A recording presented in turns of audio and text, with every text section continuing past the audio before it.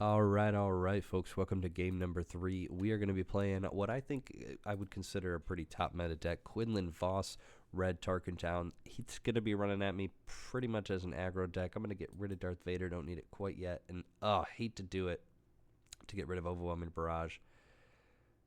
I just hate to get rid of Overwhelming Barrage. I also hate to get rid of Traitorous, but I have a clear 2, 3, 4, 5 ramp up here. That's not a bad start. I wouldn't say it's my optimal start. I think I like to throw Yularen in a little bit later when he's starting to heal, when you've already taken some damage on your base. He's going to do 2 immediately to me. He's probably going to use that Tarkentown ability at some point, and he's doing that right away. So is that worth 5 health, trading? I don't really know if starting off that strong, because he has nothing. There's no extra board control. So I do get my Traitorous back. We're going to throw out Sentinel there, 3-3. If he takes any damage, he actually gets a little bit stronger, but I think it's like damage from combat, so very specific with that card. We don't need Relentless yet, but is Mata Mata really going to come into effect at this point? I don't really know. I'm going to get rid of Masamata. We've got the cards. We just need to make the plays. He's going to attack into me, so if I'm going to get any sort of benefit, I'm going to attack his base. And then, yep, he's going to do that. We are going to basically get another resource, and there's really nothing else to do besides resource and return. I guess it's best to have Yularen back. Not a great play, but we get an extra resource. We've ramped up. He's going to discard 2 of my cards, so maybe it makes sense to have a little something like that. All right, turn number 6.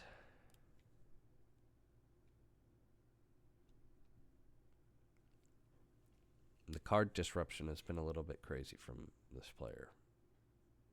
Not gonna lie. We're gonna play Traitorous, and we're stealing Ezra.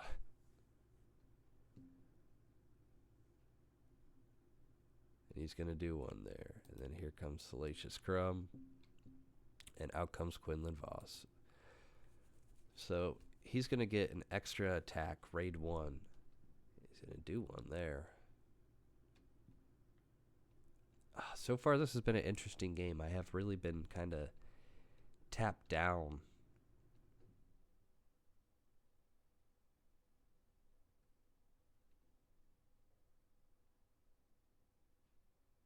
No real good plays here.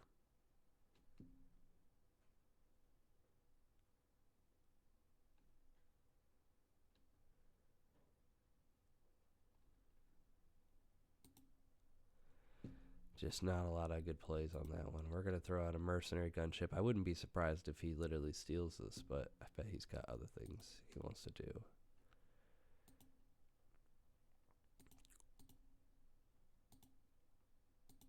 So we're going to do what we can to kind of stave that off.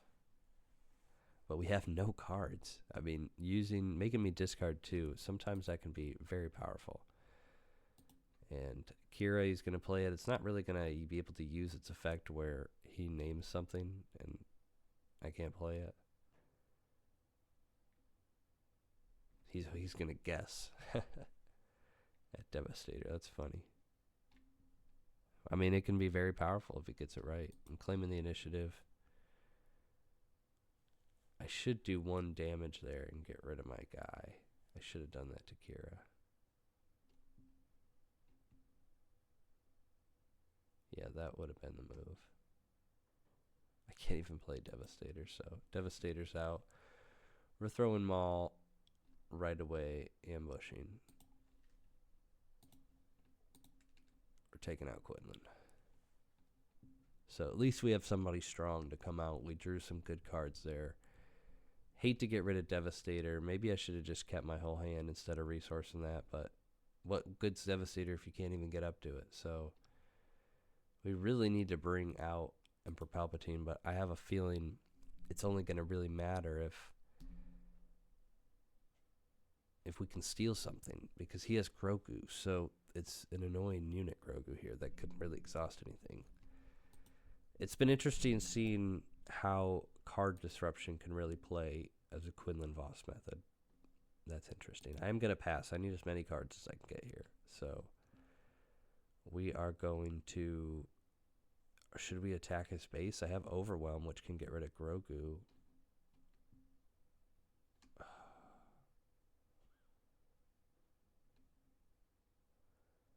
Yeah, I mean, at this point, I kind of just need to, like, go for the base. Just do some real damage. Because we're going to start healing here. Oh, God, making me discard. This is crazy. Before he makes me... Do I want to draw or heal? Man, I could draw or heal. I have so much damage, though. Alright, I'm really trusting the process to not draw that card. Because he's racking up the damage. I don't need to do that much more. I mean, I'm playing Palpatine. This is crazy, but I feel like I'm running out of options here. But now he can just exhaust it with Grogu, which maybe that's a stupid play. Yeah, I messed that up. Now he can play something big if he has it from his hand, whereas before I could have stolen at any point by getting rid of something.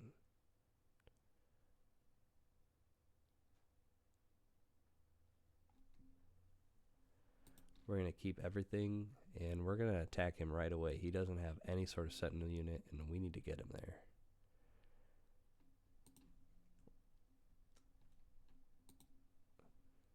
Draw resupply? No. Which heals us a little bit more. Just elongates this game. We don't need to do too much more. We only need one more hit, really, from this Reinforcement Walker.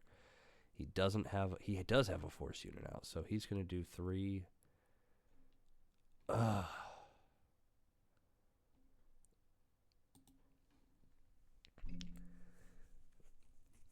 It's very interesting to see card disruption Quinlan Vos deck. I mean, I've seen Quinlan Vos decks that run aggro, but nothing that's really focused on this sort of stall and card disruption.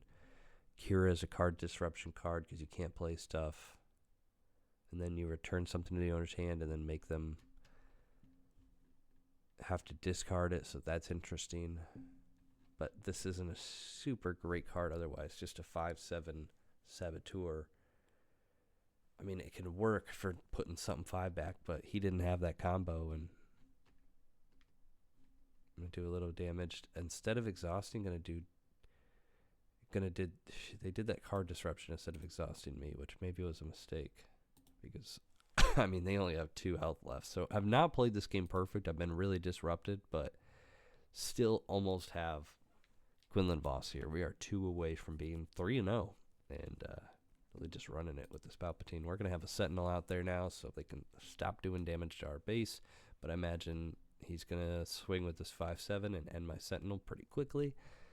He gets 1 more health because we've got a Palpatine, and gets Sentinel because we have an official out, which Palpatine counts as. What's interesting is he doesn't have Sentinel. He gets this ability whether or not Palpatine's a leader. Oh, he's calling rematch. All right. Well, hey, good game. Don't think so on this deck. That was interesting. I didn't really love the whole card disruption, game he's playing there. All right, so he's going to defeat my guy. I don't think he has a lot of ways besides card disruption. He doesn't have a lot of, like, unit disruption. Because that's a Saboteur. Man, they did a ton of damage there. How did they do? Oh, return something. Yeah, on attack can return something with less damage. Well, that's very interesting. But they don't have a card disruption card, so wow, that's crazy. I mean, this Enfy's Nest, actually, with the Hotshot Blaster, because every time they attack, they can return something, is actually incredibly powerful. And I'll say by the end, because of the card disruption, this deck really had the upper hand. So I was not very far away from this player just kind of starting to stop me. So I think I got a little bit lucky here. This Quinlan Vos card disruption deck, I would say, is maybe the strongest variant of Quinlan Vos I've seen. Was very interesting. And that Enfy's Nest, I didn't think it was powerful at first, but now realizing once you upgrade it, then that you get that effect every single time, that might be kind of an underrated hidden gem card. This Enfy's Nest from the Han Solo movie. I really like that movie. I think incredibly underrated. It was fun. It's fun to play Woody Harrelson down too as a card. But yeah, Emperor Palpatine's gonna go 3-0 with this one. I think if they didn't have Tarkin Town, I don't see what value Tarkin Town added to this deck. It's sort of a stall deck long term. And if they didn't have Tarkin Town, they could have taken my guy out that turn. And I don't see where I get that 4 extra damage from. So this might be an interesting way. I've been thinking about how to play Quinlan Vos because I built the Quinlan Vos green, I think, or Quinlan Vos blue. And it's a Quinlan Vos blue. And it just has not been working out for me. It has some, Obi-Wans and the rest of the Luke Skywalker and the Kanan blue Jedis, but I don't think it's very powerful yet. So this is an interesting direction. I think I'm curious. I would have never thought to play a card. I just don't really think about playing card disruption that much. I haven't played Pillage. I used to think Pillage was strong at the beginning of the game, but very interesting. Very interesting. I would actually give this game like an 8 out of 10 because there's a lot of like technical stuff that I think when I watch this back, I may be like, wow, that actually could have gone a couple different ways. But we are going to start off 3-0, and that's a fun one. I mean, Emperor Palpatine, he's Emperor for a reason. You just still stomping on him. So I'll see you guys next time in Game 4, and we'll see if we can go for a clean sweep. Like, I'm kind of, in my heart, I'm kind of aiming at this point. You start off 3-0, it's like, well, why not have 10-0 as the dream? Like, that'd be beautiful. So far, Palpatine is showing what I kind of thought in the beginning, that he might be the most powerful leader in this entire game. So, the evil big bad himself. All right, see you guys in Game 4. Thank you.